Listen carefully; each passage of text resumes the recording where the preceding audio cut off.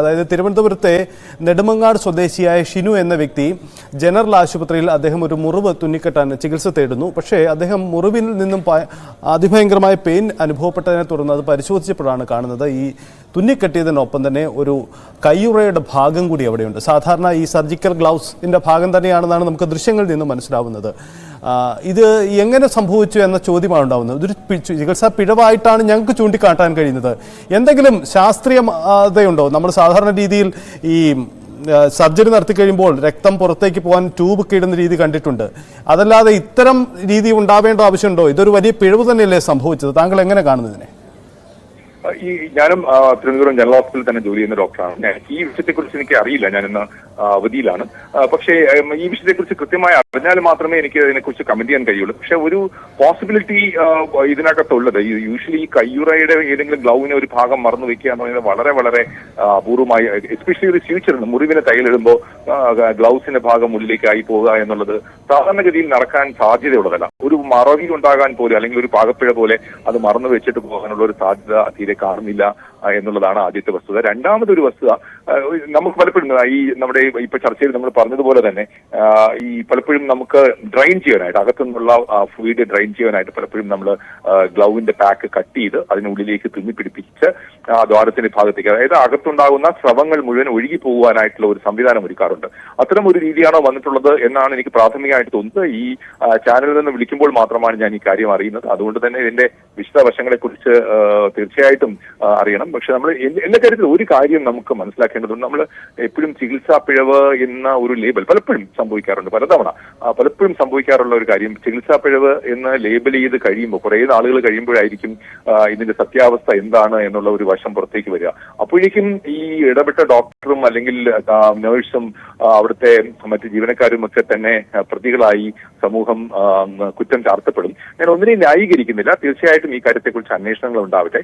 അപ്പോൾ നമുക്കത് കൃത്യതയോടുകൂടി വരും. അതിനു മുൻപ് ചികിത്സാ പിഴവാണോ അല്ലെങ്കിൽ മറ്റെന്തെങ്കിലും മറന്നു വെച്ചതാണോ എന്നുള്ളത് പറയാൻ കഴിയില്ല. നമുക്ക് പലപ്പോഴും ഇത്തരം കാര്യങ്ങളിൽ സത്യം പുറത്തേക്ക് എത്തുമ്പോൾ മറ്റൊരു പിക്ചർ വരുന്നതാണ്. അതിനെ ചിലപ്പോൾ മാറ്റിമറിച്ചതാണെന്നോ കള്ളം പറഞ്ഞതാണെന്നോ ഒക്കെ പറയുമെങ്കിലും നമുക്ക് ഇതിനകത്ത് നിന്ന് വർക്ക് ചെയ്യുമ്പോൾ നമ്മുടെ ഒരു ഗുരുതരമായ പിഴവ്, ഇത്തരം കാര്യങ്ങളിൽ ഗുരുതരമായ പിഴവ് ഉണ്ടാകുന്ന ഒരു സംവിധാനത്തിലും മറ്റ് ഒരാൾക്കാരും, അതിപ്പോൾ മെഡിക്കൽ പ്രൊഫഷനുമായിട്ട് ബന്ധപ്പെട്ട് നിൽക്കുന്ന ആരും തന്നെയും അതിനെ സപ്പോർട്ട് ചെയ്യാറില്ല. പക്ഷേ തെറ്റായ ആരോപണങ്ങൾ ഉന്നയിക്കപ്പെടുന്ന സാഹചര്യങ്ങളിൽ പലപ്പോഴും നമുക്ക് മറ്റൊരു നിലപാട് അല്ലെങ്കിൽ സത്യാവസ്ഥ പലരും വിശ്വസിച്ചില്ലെങ്കിലും പറയേണ്ടി വരും. അതുകൊണ്ട് തന്നെ ഇതിൽ എന്താണ് നടന്നതെന്ന് കൃത്യമായി അന്വേഷണം വരട്ടെ. അത് പുറത്തേക്ക് വരുമ്പോൾ മാത്രമാണ് നമുക്ക് കാര്യമായി പറയാൻ കഴിയുക.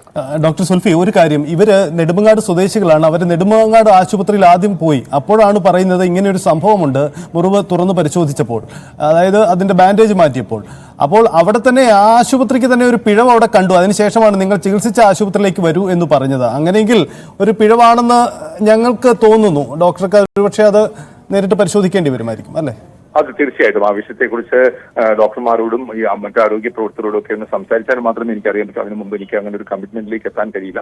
ഇതൊരു പോസിബിലിറ്റി ഞാൻ പറഞ്ഞതാണ്. ഒരു പക്ഷെ നമുക്ക് ഡ്രൈൻ ചെയ്യാനുള്ള പഴുപ്പോ അല്ലെങ്കിൽ കളക്ഷനോ ഡ്രൈൻ ചെയ്യാനായിട്ട് അപൂർവമായിട്ടാണെങ്കിലും സ്റ്റിച്ച് ഇടുന്ന ഭാഗത്തും ഈവൻ ഓപ്പറേഷൻ കഴിഞ്ഞ ഭാഗത്തും ഒക്കെ നമ്മൾ ഗ്ലൗസിനെ പാക്ക് വെക്കാറുണ്ട്. അതാണോ എന്ന് എനിക്കറിയില്ല. തീർച്ചയായിട്ടും എനിക്ക് ഉടനെ തന്നെ ഞാൻ എന്താണ് വിവരം എന്നുള്ളതിനെ കുറിച്ച് അന്വേഷിച്ച് എനിക്കത് മനസ്സിലാക്കിയാൽ മാത്രമേ കൂടുതൽ പറയാൻ കഴിയൂ. തീർച്ചയായിട്ടും താങ്കൾ ഒരു ആ തരത്തിൽ തീർച്ചയായിട്ടും ഉത്തരവാദിത്തപ്പെട്ട് പ്രതികരിക്കേണ്ട ആളാണ് താങ്കൾ. ഒരു കാര്യം കൂടി ഡോക്ടർ, സാധാരണ രീതിയിൽ നമ്മൾ മുൻകാലങ്ങളിലൊക്കെ ഈ പൊതുവിൽ മെഡിക്കൽ നെഗ്ലിജൻസ് എന്ന രീതിയിൽ പലപ്പോഴും ചർച്ച ചെയ്യാറുള്ളതാണ്. ഈ ആശുപത്രി ചികിത്സയിൽ ഓപ്പറേഷനിടയിൽ കത്രിക മറന്നുവെച്ചു, അങ്ങനെ പറയുന്ന ആരോപണങ്ങൾ, അല്ലെങ്കിൽ മുറിവിനകത്ത് മറന്നുവെച്ച് തുന്നിക്കെട്ടി, ചിലതൊക്കെ സംഭവിച്ച കാര്യങ്ങളാണ്, ചിലത് കാലാകാലങ്ങളിൽ ഉണ്ടായ ആക്ഷേപമാണ്, പിന്നീട് അല്ലെന്ന് തെളിയിക്കപ്പെട്ടിട്ടുണ്ടാവും. പക്ഷേ ഈ എന്തായാലും ഒരു കാര്യം വ്യക്തമാണ്, ഓപ്പറേഷനിടയിൽ ചില പിഴവുകൾ സംഭവിക്കാറുള്ളത് ഉണ്ട് എന്നത് വസ്തുതയാണ്. യഥാർത്ഥത്തിൽ ഇത് എന്തുകൊണ്ടാണ് ഡോക്ടർ ഇങ്ങനെ സംഭവിച്ചു പോകുന്നത്? ഡോക്ടർ പിഴവാണോ അതോ നമ്മുടെ സംവിധാനങ്ങൾ ആ തിരക്ക് കൊണ്ട് പെട്ടുപോകുന്നതാണോ? എന്താണ് ഈ സംഭവിക്കുന്നത്?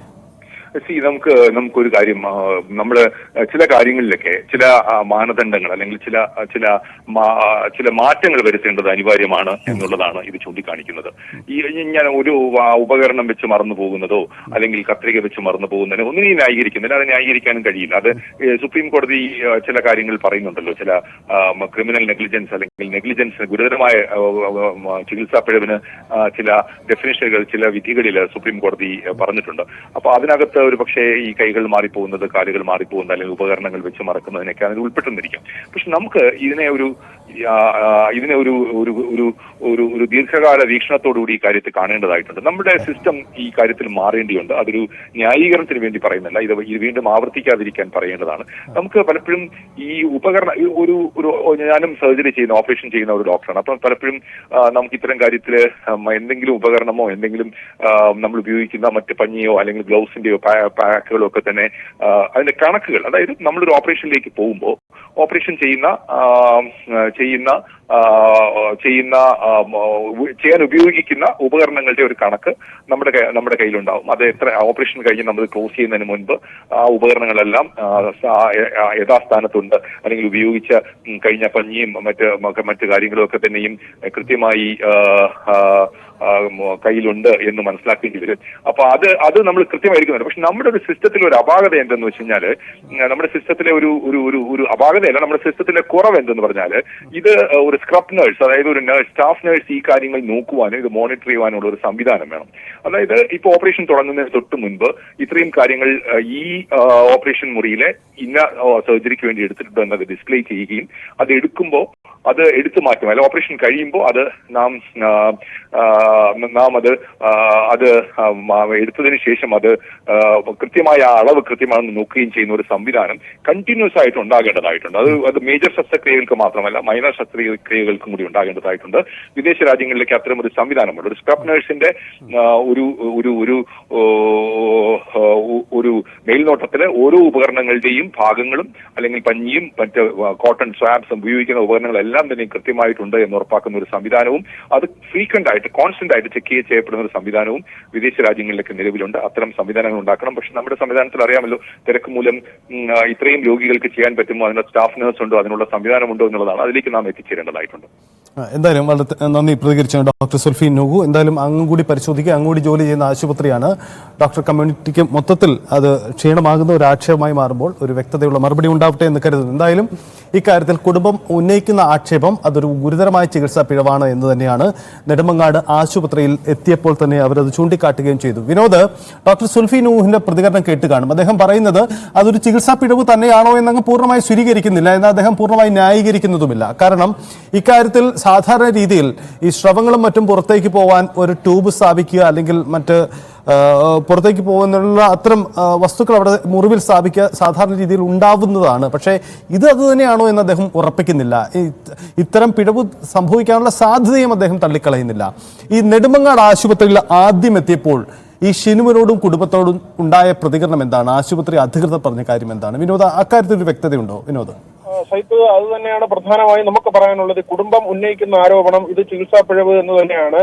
അതിൽ ഔദ്യോഗികമായ വിശദീകരണം വരണം. നമ്മൾ ആദ്യമേ പറഞ്ഞു, ഈ കോട്ടൺ പോലുള്ള വസ്തുക്കൾ സാധാരണ വെക്കുക, അതുപോലെ സൈത്ത് സൂചിപ്പിച്ചതുപോലെ ട്യൂബുകൾ ഇടുക, അങ്ങനെയുള്ള സംവിധാനങ്ങൾ ചികിത്സയുടെ ഭാഗമായുണ്ട്. പക്ഷേ ഇങ്ങനെ ഒരു ഗ്ലൗസ്, അത് സർജിക്കൽ ഗ്ലൗസിന്റെ ഒരു ഭാഗം വരുമ്പോൾ അത് ചികിത്സാ പിഴവ് എന്ന് തന്നെയാണ് കുടുംബം പ്രധാനമായും ഉന്നയിക്കുന്ന ആരോപണം. അതിൽ കൃത്യമായ അന്വേഷണം ഉണ്ടാകേണ്ടതുണ്ട്. ആരോഗ്യവകുപ്പിന്റെ അന്വേഷണമാണ് ഇക്കാര്യത്തിൽ അടിയന്തരമായി വേണ്ടത്. മറ്റൊന്ന്, നെടുമങ്ങാട് ആശുപത്രിയിൽ ചെല്ലുമ്പോൾ ഈ വേദന അസഹ്യമായതിനെ തുടർന്നാണ് ഈ രോഗി നെടുമങ്ങാട് ആശുപത്രിയിലേക്ക് ചെല്ലുന്നത്. അവിടെ ചെല്ലുമ്പോൾ അവർ പറയുന്നത് ആ സമയത്ത് ഇത് സർജറി ചെയ്താൽ രാത്രിയോടുകൂടിയാണ് അവിടെ എത്തുന്നത്. ആ സമയത്ത് അവിടെ സർജറിക്ക് വിധേയനായാൽ ഒരുപക്ഷെ ബ്ലീഡിംഗ് ഉൾപ്പെടെ ഉണ്ടാകാനുള്ള സാധ്യതയുണ്ട് എന്ന കാര്യം, നിങ്ങൾ ഇവിടെ അഡ്മിറ്റ് ആയാൽ തുടർന്നുള്ള ദിവസങ്ങളിൽ ഈ ശസ്ത്രക്രിയ നടത്താമെന്ന കാര്യമാണ്. അതായത് പൂർണ്ണമായും ഈ കേസ് ഏറ്റെടുക്കാൻ നെടുമങ്ങാട് ആശുപത്രിയിൽ ഡോക്ടർമാർ തയ്യാറായില്ല എന്നാണ് നമുക്ക് ഒറ്റ നോട്ടത്തിൽ മനസ്സിലാകുന്നത്.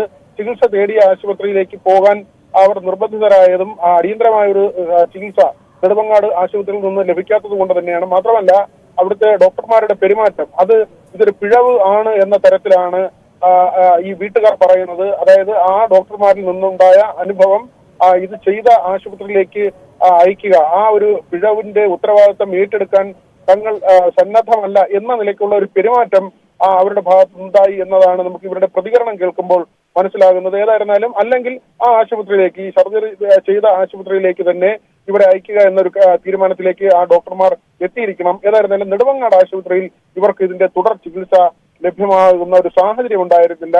അതുകൊണ്ട് തന്നെയാണ് ഈ സർജറി ചെയ്ത ഡോക്ടറുടെ OP ഉള്ള ദിവസമായ ഇന്ന് തന്നെ വീണ്ടും ജനറൽ ആശുപത്രിയിലേക്ക് വരാൻ തീരുമാനിച്ചിട്ടുള്ളത്. ഇനി ഇതിന്റെ വൈദ്യശാസ്ത്രപരമായ കാര്യങ്ങൾ നമ്മൾ പരിശോധിക്കേണ്ടതുണ്ട്. അക്കാര്യത്തിൽ ഡോക്ടർമാരുടെ വിശദീകരണം ഉണ്ടാകേണ്ടതുണ്ട്. ഒറ്റ നോട്ടത്തിൽ സാധാരണ നമ്മളൊക്കെയും ഈ സർജറി കഴിഞ്ഞ ആളുകളെ കാണുമ്പോൾ ഈ റബ്ബർ ഗ്ലൗസിന്റെ ഭാഗം ഇങ്ങനെ അതിനുള്ളിൽ നിന്നുള്ള നീര് ഒഴുകി പോകുന്നതിനോ മറ്റോ വെച്ച് കാണുക ഒരു പതിവുള്ള കാര്യമല്ല. ഇനി ഒരുപക്ഷെ അത്തരത്തിൽ വെക്കുന്ന രീതി ഉണ്ടെങ്കിൽ തന്നെയും അത് ഡോക്ടർ സുൽഫി പറഞ്ഞതുപോലെ വളരെ അപൂർവങ്ങളിൽ അപൂർവമായി ചെയ്യുന്ന ഒരു കാര്യമാണ്. എങ്കിൽ തന്നെയും മറ്റ് മാർഗങ്ങൾ ഉണ്ടെങ്കിൽ എന്തുകൊണ്ടാണ് ഇങ്ങനെ ഒരു റബ്ബറിന്റെ അംശം ശരീരത്തിൽ തുന്നിപ്പിടിപ്പിക്കേണ്ട സാഹചര്യം ഉണ്ടായത്? അതിന് ശാസ്ത്രീയമായ അടിത്തറ ഉണ്ടെങ്കിൽ അക്കാര്യങ്ങൾ ഡോക്ടർമാർക്ക് വിശദീകരിക്കാനും കഴിയും. ഏതായിരുന്നാലും കുടുംബം ഇപ്പോൾ ഒരു ഗുരുതരമായ ആരോപണം ഉന്നയിക്കുന്നു. മാത്രവുമല്ല, അദ്ദേഹത്തിന്റെ ആരോഗ്യസ്ഥിതിയെക്കുറിച്ച് അദ്ദേഹം പറയുന്നത് ഈ ശസ്ത്രക്രിയയ്ക്ക് ശേഷം അദ്ദേഹത്തിന് കൂടുതൽ ആരോഗ്യ പ്രശ്നങ്ങൾ ഉണ്ടായി. നീര് ശരീരത്തിൽ വന്നു. ഈ മുറിവിന്റെ സമീപം തന്നെ നീര് വരുന്ന സാഹചര്യമുണ്ടായി. അവിടെ നിന്ന് പഴുപ്പ് പുറത്തേക്ക് ഒലിച്ചു വരുന്ന സാഹചര്യമുണ്ടായി. അതിനർത്ഥം അദ്ദേഹത്തിന് ഈ ശസ്ത്രക്രിയയ്ക്ക് ശേഷം അദ്ദേഹത്തിന്റെ മുറിവുമായി ബന്ധപ്പെട്ട് കാര്യങ്ങൾ കൂടുതൽ സങ്കീർണമാകുന്ന സാഹചര്യത്തിലേക്ക് പോയി എന്നത് തന്നെയാണ് സൈത്ത്. അത് വളരെ പ്രധാനപ്പെട്ട കാര്യമാണ്. എന്തായാലും ഇക്കാര്യത്തിൽ ഒരു വ്യക്തത അതിന് ഞങ്ങളും കാത്തിരിക്കുകയാണ്. കാരണം ആക്ഷേപം കുടുംബം ഉന്നയിക്കുന്നു, അത് ചികിത്സാ പിഴവാണ് എന്ന കാര്യത്തിൽ ആരോഗ്യ വിദഗ്ധർ സംശയം പ്രകടിപ്പിക്കുന്നു. ഇതിലൊരു വ്യക്തത ഉണ്ടാവണം. തീർച്ചയായും സർക്കാർ തന്നെ ഇക്കാര്യത്തിൽ വിശദീകരണം നൽകിയേ പറ്റൂ. ആരോഗ്യമന്ത്രി ഒരുപക്ഷെ മന്ത്രി വയനാട് ദൗത്യവുമായി ബന്ധപ്പെട്ട തിരക്കിലാവും. അതിനിടയിലാണ് ഈ ഒരു വിഷയം ഉയർന്നു വരുന്നത്. അതുകൊണ്ട് അവരെ ഫോണിൽ ലഭ്യമാവുന്നില്ല എന്നതാണ് നമുക്ക് മന്ത്രിയിലേക്ക് എത്തുന്നതിന് തടസ്സമായി നിൽക്കുന്നത്. പക്ഷേ ആരോഗ്യ മേഖലയിലെ വിദഗ്ധർ, ആരോഗ്യ വകുപ്പിന്റെ ചുമതലയിലുള്ളവർ, ഒപ്പം ഈ ജനറൽ ആശുപത്രിയുടെ ചുമതലയിലുള്ളവർ തന്നെ ഇക്കാര്യം വിശദീകരിച്ചേ മതിയാവൂ. ഇക്കാര്യത്തിൽ ഞങ്ങൾ പ്രധാനപ്പെട്ട വ്യക്തികളുടെ പ്രതികരണമൊക്കെ തേടിയിട്ടുണ്ട്. പക്ഷേ പലരും ഔദ്യോഗികമായി പ്രതികരിക്കാൻ മടിക്കുന്നു എന്നതാണ്, ഇതിൽ വ്യക്തത കുറവുണ്ട് എന്നതാണ്. എന്തായാലും ഇക്കാര്യത്തിൽ കാണാൻ കഴിയുന്നത് ഇതൊരു ചികിത്സാ പിഴവാണ് എന്നത് തന്നെയാണ്. സാധാരണ രീതിയിൽ വലിയ മുറിവുകൾ ഉണ്ടാകുമ്പോൾ സ്രവം പുറത്തേക്ക് പോകാൻ ഇടുന്ന ട്യൂബിന് ഒരു ശാസ്ത്രീയതയുണ്ട്. പക്ഷേ അത് ഇവിടെ കാണാൻ കഴിയുന്നില്ല ദൃശ്യങ്ങളിൽ നിന്ന്. നമ്മൾ ആരോഗ്യ വിദഗ്ധരല്ല, എന്നിരുന്നാൽ കൂടിയും നമുക്ക് ഇവിടെ അത് കാണാൻ കഴിയുന്നില്ല. എന്തായാലും കുടുംബത്തിന്, ആ വ്യക്തിക്ക് ഷിനുവിന് ഗുരുതരമായ വേദന അനുഭവപ്പെടുന്നു. ആ വേദനയിലാണ് അദ്ദേഹം തുടർ ചികിത്സയ്ക്ക് ചെല്ലുമ്പോഴാണ് ഇത്തരമൊരു സാഹചര്യം കാണുന്നത് എന്നതാണ് സാഹചര്യം. മുൻകാലങ്ങളിൽ നമ്മുടെ ചികിത്സാ രീതികളിൽ അത് സ്വകാര്യ സർക്കാർ ആശുപത്രികളുടെ വ്യത്യാസമില്ല, രണ്ടിടങ്ങളിലും ഇത്തരം ചികിത്സാ പിഴവുകൾ സംഭവിച്ചിട്ടുണ്ട്. അതുകൊണ്ടുകൂടി നമ്മൾ ചൂണ്ടിക്കാട്ടുകയാണ്. VS ശിവകുമാർ, മുൻ ആരോഗ്യമന്ത്രി കൂടി നമുക്കൊപ്പമുണ്ട്. VS ശിവകുമാർ, താങ്കൾക്ക് നേരിട്ടറിയാവുന്ന അടുത്ത് ഇടപെട്ടിട്ടുള്ള ആശുപത്രിയാണ് ജനറൽ ആശുപത്രി. അവിടെ നിന്നാണ് ഇത്തരം ഒരു പിഴവ് ഉണ്ടായി എന്ന ആക്ഷേപം ഉണ്ടാവുന്നത്. ഒരു മുറിവ് തുന്നിക്കെട്ടി ഇപ്പോൾ നോക്കുമ്പോൾ ഒരു കയ്യുറയുടെ ഒരു ഭാഗം ആ തുന്നിക്കെട്ടലിനൊപ്പം നിൽക്കുന്നു. ഇത് ഒരു വലിയ പിഴവാണോ? താങ്കൾ എങ്ങനെയാണ് കാണുന്നത്?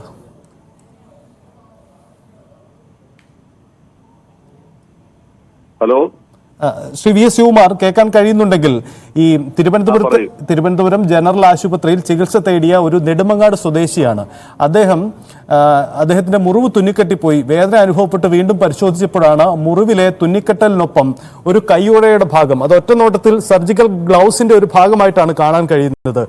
അങ്ങനെ സംഭവിച്ചു. മുറിവിനൊപ്പം ഒരു റബ്ബർ വസ്തു വെച്ച് കെട്ടിവിട്ടു എന്ന് പറയുമ്പോൾ വലിയ പിഴവല്ലേ സംഭവിച്ചിരിക്കുന്നത്? തീർച്ചയായിട്ടും ഇപ്പോ യഥാർത്ഥത്തിൽ നമ്മുടെ ഈ സർക്കാർ ആശുപത്രികളിൽ പൊതുവായി ഞാൻ അടിച്ചാക്ഷേപിക്കുന്നില്ല, ആളുകൾക്ക് പോകാൻ ഭയമായി മാറിയിരിക്കുകയാണ്. സാധാരണക്കാരായിട്ടുള്ള ജനങ്ങളുടെ ഒരു ആശ്രയമാണ് ഈ സർക്കാർ ആശുപത്രി ചികിത്സയ്ക്ക് അവരവിടെ പോകുന്നത്. ഈ സാമ്പത്തിക ശേഷിയില്ലാത്ത ആളുകളാണ് കൂടുതലായിട്ട് എത്തുന്നത്. അപ്പൊ അവര് അവിടെ ആശുപത്രിയിൽ പോകുമ്പോൾ ഇതൊക്കെയാണ് സംഭവിക്കുന്നതെന്ന് പറഞ്ഞാൽ ഇതിപ്പോ ഒരു സംഭവമല്ല, ഇത് ഇങ്ങനെ നിരന്തരമായി സംഭവിച്ചുകൊണ്ടിരിക്കുകയാണ്.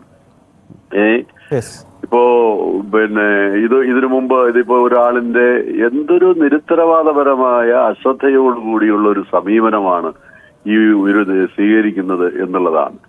ഒരു മുറിവിലുകൂടി ഈ കയ്യറോട് വെച്ച് കെട്ടിയത് ഇതെന്താണ് ചെയ്യുന്നത്? എന്ത് ചികിത്സയാണ്, എന്ത് തരത്തിലുള്ള ശ്രദ്ധയാണ് ഇവർ കൊടുക്കുന്നത്?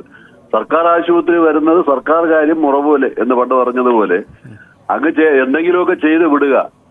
അവർക്ക് അവരുടെ ജീവന് അവർക്ക് ആയുസ് ഉണ്ടെങ്കിൽ ജീവിക്കും.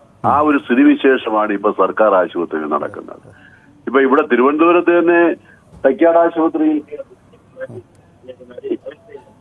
കുഞ്ഞവശയിലാണ്, ഇഞ്ചക്ഷൻ മാറ്റിവെച്ച അവശയിലാണ്. നെയ്യാറ്റിൻകരയിൽ നമ്മൾ കണ്ടു ഒരു രോഗി മരിച്ചു. പിന്നെ കോഴിക്കോട്ട് നമ്മൾ കണ്ടു കത്രിക അകത്ത് വെച്ച് ഓപ്പറേഷൻ ചെയ്തു. എന്തൊരു വിവാദമായതാണ്. അപ്പോൾ ഇതൊക്കെ തീർച്ചയായിട്ടും ആരോഗ്യ പരിപാലന രംഗത്ത് വളരെ മികച്ചു നിൽക്കുന്ന ഒരു സംസ്ഥാനമെന്ന് ഖ്യാതി കേട്ട ഒരു സംസ്ഥാനത്തിന് അപമാനകരമായിട്ടുള്ള ഒരു സാഹചര്യമാണ് ഇവിടെ ഉണ്ടായിക്കൊണ്ടിരിക്കുന്നത്. ഇതിനകത്ത് ചോദിക്കാനും പറയാനും ആളില്ലാത്തതാണ് ഈ പ്രശ്നം. എന്തെങ്കിലും കാര്യങ്ങൾ വരുമ്പോ മന്ത്രി ഉടൻ പറയും ഞാൻ റിപ്പോർട്ട് ചോദിച്ചിട്ടുണ്ട്. ആ റിപ്പോർട്ട് ചോദിച്ചിട്ട് പിന്നെ എന്ത് നടപടിയാണ് എടുത്തെന്ന് കേരളത്തിൽ ഈ സർക്കാരിന്റെ കാലത്ത് എന്തെങ്കിലും നടപടി എടുത്തിട്ടുണ്ടോ? ഇത് അധികാരികളെ ഭയം വേണം, ഉന്നത സ്ഥാനത്തിരിക്കുന്ന ആളുകളെ. തന്റെ ഉത്തരവാദിത്വം പരിപൂർണമായി നിറവേറ്റാൻ ഉള്ള ഒരു മനസ്സ് വേണം. ചെയ്തില്ല എന്നുണ്ടെങ്കിൽ അവർക്കെതിരായി കർശനമായ നടപടികൾ ഉണ്ടാകണമെന്നുള്ളതാണ്. ഇതിനൊക്കെ സംഭവിക്കുന്നത് എന്താണ്? ഇത്തരത്തിലുള്ള നടപടികൾ എടുക്കുന്ന ആരോ ആയിക്കോട്ടെ, അവരെ രാഷ്ട്രീയത്തിനതീതമായി മറ്റ് സ്ഥാപിതമായ താല്പര്യങ്ങൾക്ക് അതീതമായി ഒന്ന് രണ്ട് സ്ഥലത്ത് ശക്തമായിട്ടുള്ള നടപടികൾ എടുത്താൽ ഇതൊന്നും ആവർത്തിക്കില്ല കേരളത്തില്. അപ്പോൾ അതാണ് സംഭവിച്ചു വരുമ്പോ അവിടെ പിന്നെ രാഷ്ട്രീയം നോക്കും. ഭരണകക്ഷിയാണെങ്കിൽ അവരെ സംരക്ഷിക്കും. നമ്മൾ കണ്ടില്ലേ എത്ര സംഭവങ്ങൾ ഉണ്ടായിട്ടിരിക്കുന്നുണ്ട് കോഴിക്കോട്ട് അടക്കം കേരളത്തിലെ പല പ്രദേശങ്ങളിലും പല ആശുപത്രികളിലും. അപ്പൊ ഇത് വളരെ വേദനയുണ്ടാക്കുന്ന ഒരു കാര്യമാണ്. സർക്കാർ ആശുപത്രികളിൽ ആളുകൾക്ക് ചികിത്സയ്ക്ക് പോകാൻ ഭയമാണിപ്പോ. ആളുകൾ മരിക്കുകയാണ് ഓരോരോ ചികിത്സാ പിഴവ് കൊണ്ട്. എന്നിട്ട് എന്താണ് അവരെയൊക്കെ സംരക്ഷിക്കുന്ന ഒരു സമീപനവും കൂടി എടുക്കുന്നത് കൊണ്ടാണ് ഇത്തരത്തിലുള്ള ഒരു സാഹചര്യത്തിലേക്ക് പോകുന്നത്. വളരെ ഗൗരവത്തോടു കൂടി ഈ കാര്യത്തെ കാണണം. ആവശ്യമായിട്ടുള്ള നടപടികൾ സ്വീകരിക്കണം. ആ രോഗിയുടെ അടിയന്തരമായിട്ട് അവരെ ചികിത്സിക്കുന്നതിലേക്ക് വേണ്ടിയുള്ള നടപടികൾ ഗവൺമെന്റ് ഭാഗത്തുനിന്നുണ്ടാകണം. എന്തായാലും തീർച്ചയായിട്ടും താങ്കൾ ഉന്നയിക്കുന്നത് പോലെ സംസ്ഥാനത്തിന്റെ ആരോഗ്യരംഗത്ത് സംഭവിക്കുന്ന വലിയ പിഴവ് എന്നതാണ് മുൻ MLA മുൻ ആരോഗ്യമന്ത്രി കൂടിയായ VS ശിവകുമാർ അടക്കം ചൂണ്ടിക്കാട്ടുന്നത്. ഈ വിഷയത്തിൽ സർക്കാരിന് വിശദീകരണം നൽകിയേ പറ്റൂ. ആരോഗ്യമന്ത്രി ഇക്കാര്യത്തിൽ വിശദീകരണം നൽകണം. ആദ്യം തന്നെ ആശുപത്രി അധികൃതർ ഇത് ഏത് ഡോക്ടറാണ് ഈ ചികിത്സ നടത്തിയത്, എന്താണ് ഇവിടെ സംഭവിച്ചത് എന്ന കാര്യത്തിൽ കൂടി വിശദീകരണം വരേണ്ടതുണ്ട്.